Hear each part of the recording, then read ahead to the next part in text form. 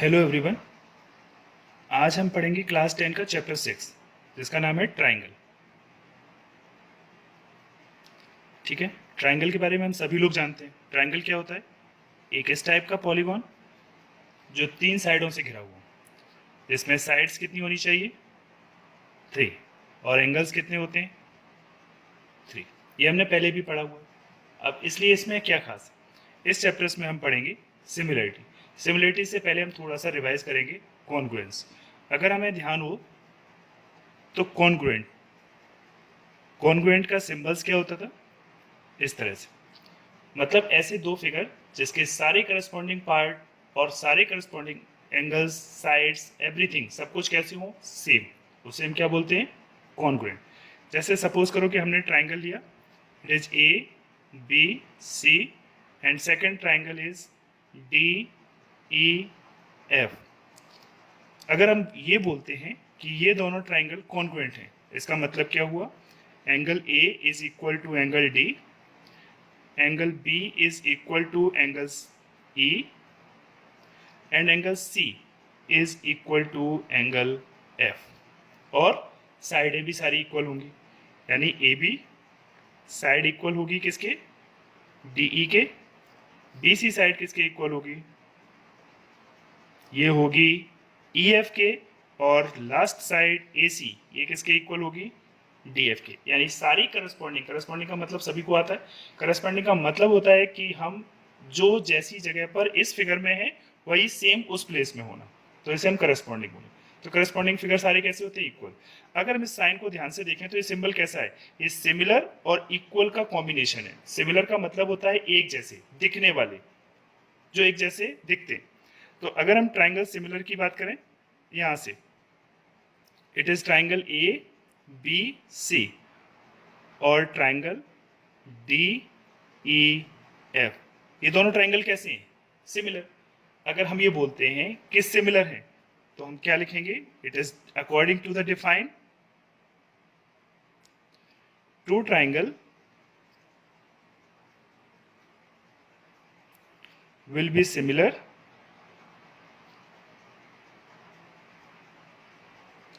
if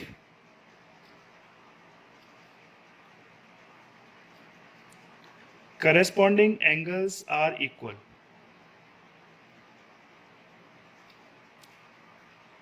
angles are equal। अगर ये दोनों ट्राइंगल सिमिलर हैं तो ये तभी सिमिलर होंगे जब इनके सारे करस्पॉन्डिंग एंगल्स इक्वल हों। कैसे?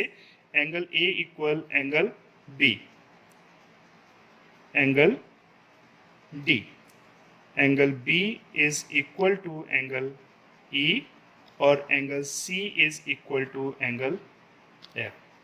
तो ये कंडीशन तो कॉन्ग्रुएंट में भी होती है, पर कॉन्ग्रुएंट में क्या होता है कि साइडें इक्वल होती हैं। इसमें साइडें इक्वल नहीं होती, इसमें साइडें प्रोपोर्शनल होती हैं।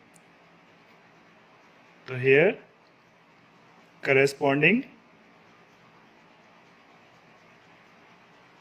sides are proportional or we can say in same ratio, right? So here it is AB is equal to DE, here BC is equal to EF and AC is equal to DF। समझ में आया? ये similar और इसमें ये अंतर होता है। लेकिन इससे फिगर में क्या अंतर होगा?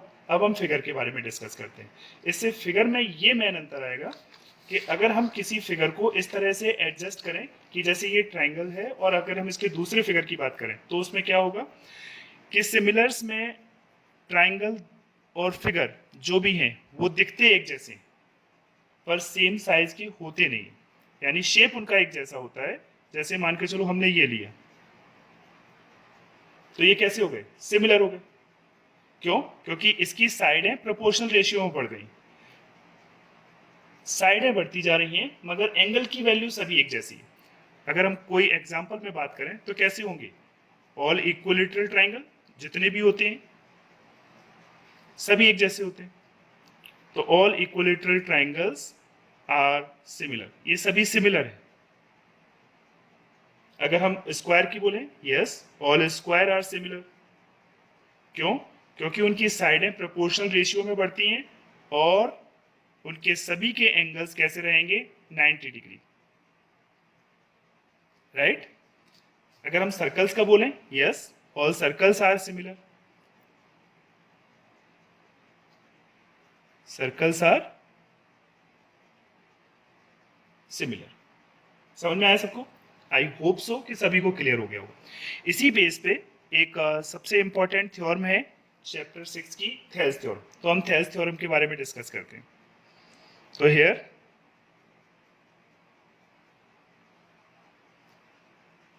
थेल्स थ्योरम में सबसे इंपॉर्टेंट क्या है? उसका स्टेटमेंट। क्योंकि कई बार एग्जाम में क्या होता है कि स्टेटमेंट नहीं देते हैं और वो लिखने के लिए बोलते हैं कि आपको इसका स्टेटमेंट लिखना है, write the statement then prove it. The Thales theorem, उसे थेल्स थ्योरम के नाम से भी बोलते हैं और उसे बेसिक प्रोपोर्शनल थ्योरम के नाम से भी बोला जाता है। तो बेसिक प्रोपोर्शनल थ्योरम क्यों बोलते हैं? क्योंकि उसकी साइडें भी बेसिक प्रोपोर्शन में ही डिवाइड होती हैं। ठीक है, अब हम इसका स्टेटमेंट लिखते हैं। इसका स्टेटमेंट देखो, इसका स्टेटमेंट है if a line drawn parallel to one side, parallel to one side of a triangle, of a triangle to intersect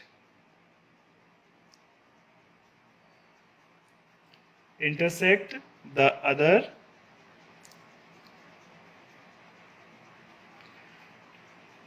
two sides in distinct point. distinct का मतलब क्या होता है? अलग अलग, in distinct point. The other two sides are divided in same ratio. The other two sides are divided in same ratio. तो वो same ratio में डिवाइड होंगे। अगर हम इसको फिगर में देखें तो कैसे? देखो, सपोज करो कि हमारे पास में इसके क्वेश्चन के अकॉर्डिंग क्या है कि if a line drawn parallel to the one side of a triangle. तो हमने एक ट्राइंगल ले लिया। हमने ट्राइंगल कौन सा लिया? ABC। ध्यान से देखना, फिगर स्टेटमेंट के थ्रू ही रिवाइज होगा। It is ABC। अब हमने यहाँ पे किसी भी साइड के पैरेलल एक लाइन खींच दी। सपोज करो कि हमने BC के लाइन एक पैरेलल खींच दी यहाँ से, और ये point it is triangle intersect the other two side. तो जैसे हमने ड्राइंग ड्रॉ की तो ये अदर टू साइड थी। AB को एक अलग पॉइंट D पर और AC को एक अलग पॉइंट E पर इंटरसेक्ट करेगी। अब हमें प्रूव क्या करना है कि इनकी जो साइडें हैं वो प्रोपोर्शनल में डिवाइड है, यानी ये साइड अपॉन ये साइड और ये साइड अपॉन ये साइड, AD अपॉन DB और AE अपॉन EC दोनों इक्वल होंगे। तो हम इसे लिखें। समझ में आ रहा है सबको? तो थ्योरम के मेन पॉइंट क्या होते हैं? सपोज गिवन, हमें गिवन क्या क्या है पहले वो लिख दो। ट्राइंगल ABC हमें गिवन है। ज़्यादा भारी भरकम लैंग्वेज नहीं लिखनी है, इजीली लिखनी है जिससे हमें समझ में आए। ट्राइंगल ABC यहाँ पर हमें गिवन हो गया, ठीक है। और DE लाइन जो है वो पैरेलल है किसके? BC के। इंटरसेक्ट, अब वो कहाँ पर इंटरसेक्ट कर रही है उसे लिख दो।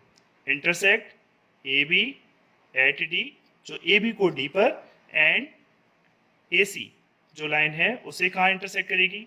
Eight E। क्लियर? तो हमें प्रूव क्या करना है? हमें अभी बताया था ना कि हमें प्रूव क्या करना है कि उनकी साइडें कैसी होंगी? रेशियो में डिवाइड होंगी, यानी कि AD अपॉन BD और DB, कुछ भी लिख सकते हो। It is AE upon CE। ठीक है, अब हम इसे प्रूव करते हैं। प्रूव करने के लिए हमारे पास में जरूरी क्या है? हम थोड़ा सा हमें कंस्ट्रक्शन की जरूरत पड़ेगी। तो हम कंस्ट्रक्ट करते हैं। तो कंस्ट्रक्ट कैसे करेंगे?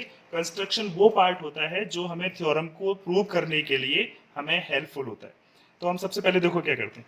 हमने इनको ज्वाइन कर लिया, इसको ज्वाइन किया और इनको भी ज्वाइन कर दिया। अब हमने यहाँ से एक DE से एक परपेंडिकुलर डाला इस लाइन पर, और एक हमने E से परपेंडिकुलर रखा इस लाइन पर। ठीक है, ये DE, इसको नाम दे देते हैं पहले F और इसको नाम दे दिया G। कुछ भी नाम दे दो, नेम इतने इंपॉर्टेंट नहीं होते, वो तो हमें समझ में आना चाहिए। ये हमारी हेल्प के लिए है, ना कि उसके लिए।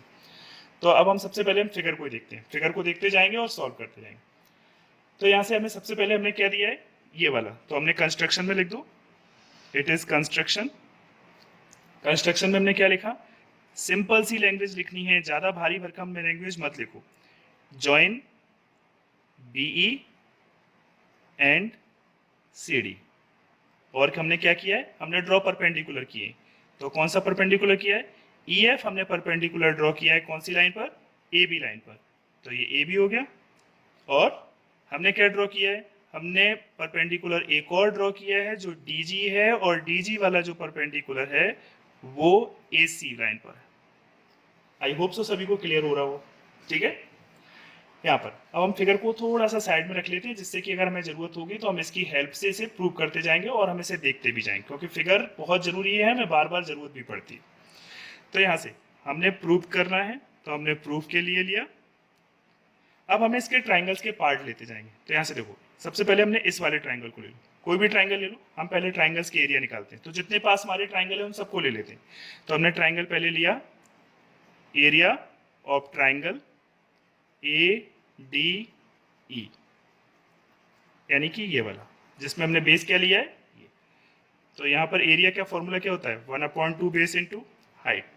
ये हो गया 1/2, बेस का बेस कितना है AD, और हाइट कितनी है EF, राइट। यहां से हो गया। अब ऐसे हम सेकंड वाला ले लेते हैं, दूसरा हमने लिया, तो यहां से ले लो, एरिया ट्राइंगल BDE। अब हमने BDE को लिया, BD का एरिया क्या होगा, 1/2 बेस इंटू हाइट। तो यहाँ पर 1/2 यह हो गया, और बेस कितना है, ये B और D। और हाइट कैसी होगी, इस लाइन पर जो पड़ने वाले परपेंडिकुलर होंगे, चाहे वो कहीं पर भी हो, इस पूरे फिगर की सबसे मैक्सिमम हाइट, ये देखो यहाँ पर ये डायरेक्टली हो गया, तो इसकी वैल्यू कितनी हो जाएगी EF। हमने पहले भी क्लासों में पढ़ा हुआ है कि अगर एक ऑब्ट्यूज ट्रायंगल है, यानी अगर उसका एंगल 90 डिग्री से बड़ा है, तो उसका जो परपेंडिकुलर होगा वो फिगर के बाहर वाली लाइन पर होगा, जिससे हम एक्सटेंड करते जाएंगे। तो अगर हम ध्यान से देखें तो ये कैसा है, ऑब्ट्यूज एंगल है, इस लाइन को हमने एक्सटेंड किया तो इसका परपेंडिकुलर कहाँ आ गया, यहाँ पर, यानी इस पूरी लाइन के लिए परपेंडिकुलर कौन सा रहेगा, EF। समझ में आ गया सबको, यस। अब हम ऐसे ही ये दूसरे वाले फिगर में फिर से करते हैं। यहाँ से एरिया अब की बार हमने फिर से ले लिया ADE, ये फिर से हो गया 1/2 बेस इंटू हाइट। लेकिन अब की बार हम क्या कर रहे हैं, बेस चेंज कर रहे हैं। हमने बेस चेंज कर दिया, it is 1/2, it is AE into height क्या है DG, राइट। अब हम दूसरा वाला फिगर फिर से लेते हैं, कौन सा, CDE। तो ये एरिया ट्राइंगल CDE, तो कितना हो जाएगा 1/2, फिर से लिखो, it is base into height, directly फिर से लिख देंगे, इट इज 1/2। अब यहाँ पर बेस क्या हो जाएगा CE, और हाइट कितनी हो जाएगी DG, अभी बताया था ना, उसी तरह से। अब यहाँ से देखो, इन दोनों ट्राइंगल्स में जो हमने काउंट किए हैं, इन ट्राइंगल्स को और इस ट्राइंगल्स को, दोनों को एडजस्ट कर लो। तो अपॉन में रख लेते हैं डायरेक्टली, हमें प्रूफ क्या करना है, AD/BD इक्वल AE/CE। हमने यहाँ से रखा area triangle ADE upon area triangle BDE equal क्या हो गया 1/2, ऊपर बेस कितना दिया था AD, हाइट कितनी दी है EF। कोई डाउट किसी को नहीं होना चाहिए, 1/2, इट इज सिंपल सा है, बस आप उसे देखते जाओ, BD इंटू EF। अब यहाँ पर जो सिमिलर टर्म्स होते हैं हम उसे क्रॉस कर लेंगे, it is and this one. हमारे पास में क्या बचा, सॉल्व करने के बाद में AD/BD, हमने इसे नाम क्या दिया इक्वेशन 1 का। ये हमने इन दोनों को सॉल्व किया था, अब हम इन दोनों को फिर से सॉल्व कर लेंगे। तो यहाँ पर हमने फिर से इसी तरह से लिखा, area triangle ADE upon area triangle CDE equal क्या हो जाएगा, फिर से रख लो 1/2, इसकी वैल्यू क्या है AE इंटू DG, इसकी वैल्यू क्या होगी 1/2 CE इंटू DG। जो नंबर सेम है वो क्रॉस हो जाएंगे, दीज आर कैंसिल। अब क्या बचा, हमारे पास में बचा AE अपॉन CE, ये क्या हो गया इक्वेशन नंबर 2। इतना समझ में आया। अब हमने एक 9th क्लास में थ्योरम पढ़ी थी, अगर सभी को ध्यान है तो, नाइन्थ क्लास की थ्योरम क्या बोलती थी? नाइन्थ क्लास की थ्योरम ये कहती थी कि अगर दो ट्राइंगल्स एक ही सिमिलर एरिया में, यानी कि एक ही पैरेलल लाइन, दो पैरेलल लाइन के बीच में है, तो उनके एरियाज इक्वल होंगे इन केस कंडीशंस उन दोनों का बेस भी सेम होगा।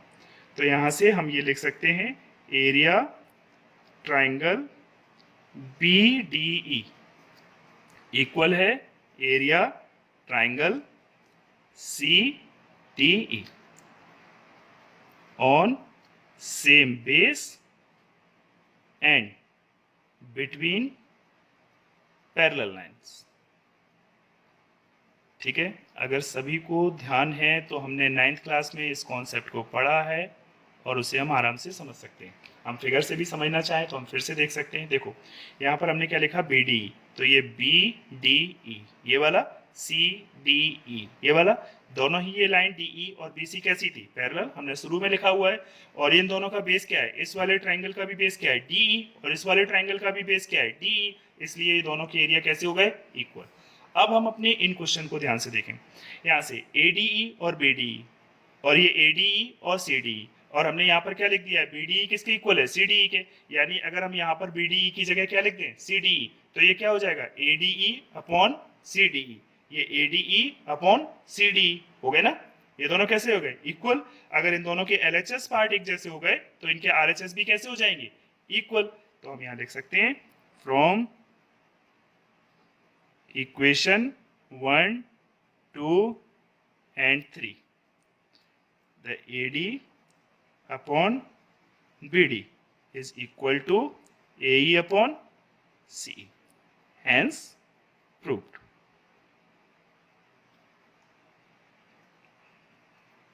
मेरे ख्याल से सभी को क्लियर हो गया होगा कि इसमें प्रॉब्लम नहीं है। अगर फिर भी प्रॉब्लम हो तो नीचे मैसेज बॉक्स में मुझे मैसेज भी कर सकते हो। ठीक है, हम फिर से एक नया चैप्टर, नया कॉन्सेप्ट लेके आएंगे, फिर पढ़ेंगे।